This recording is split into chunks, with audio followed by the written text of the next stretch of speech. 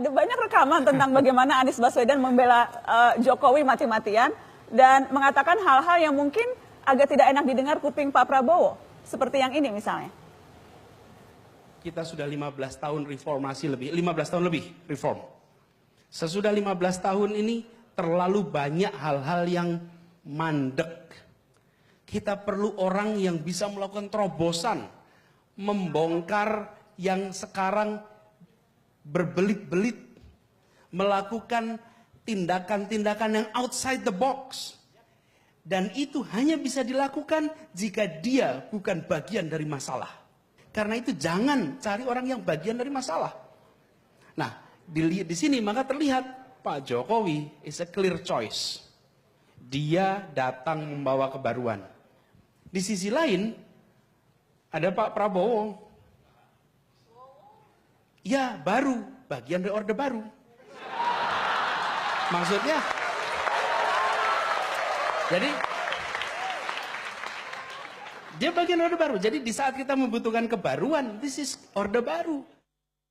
Mas Anies, adakah yang Anda sesali, yang pernah Anda sampaikan ketika Anda masih menjadi jubir Jokowi dan sekarang Anda berada di gerbong Prabowo? Satu hal yang selalu dijaga adalah menghormati.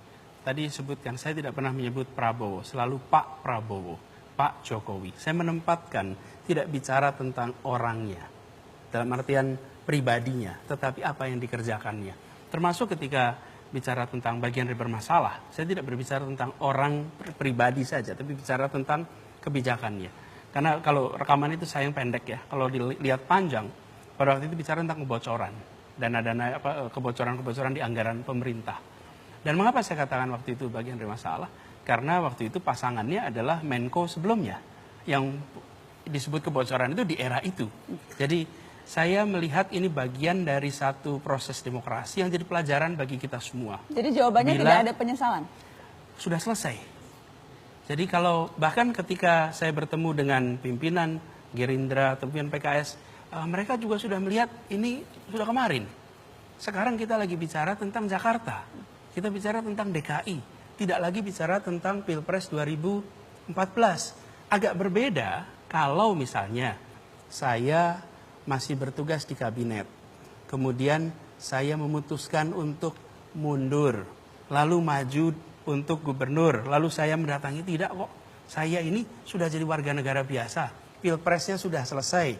Saya warga negara biasa. Terus ada pilgub. Lalu saya diundang. Dan ini jangan dikira ringan ya. Artinya ketika saya diundang ini, Masya Allah. Banyak orang di Jakarta ketika diundang itu saya harus berpikir. Betul-betul berpikir keras.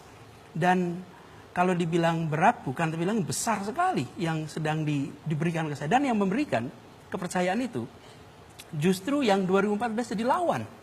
Malah saya sempat bilang sama Mas Sandi juga, karena Mas Sandi itu adalah juru bicaranya Pak Prabowo. Ya. Saya juru bicaranya Pak Jokowi. Saya katakan, kenapa saya memilih untuk ya saya siap untuk maju tanggung jawab. Saya merasa Jakarta ini harus kembali nuansanya nuansa persatuan.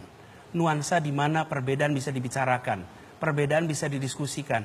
Bukan sebuah nuansa di mana perpecahan, di mana polarisasi itu diperkuat. Perasaan persatuan itu hanya bisa terjadi kalau ada komunikasi. Dan sikap yang ditunjukkan oleh Pak Prabowo, Pak Salim Segaf Al-Jufri, maupun Pak Muzani dan Pak Sohibul Iman di PKS menunjukkan sikap kenegarawan di mana yang diundang justru yang berbeda. Jadi menurut saya bukan menyesal atau tidak, menurut saya malah justru kita sedang menyaksikan sebuah praktek kenegarawanan yang ditunjukkan oleh mereka yang justru mau mengundang, yang pernah berseberangan untuk bersama-sama tanggung jawab urusan Jakarta.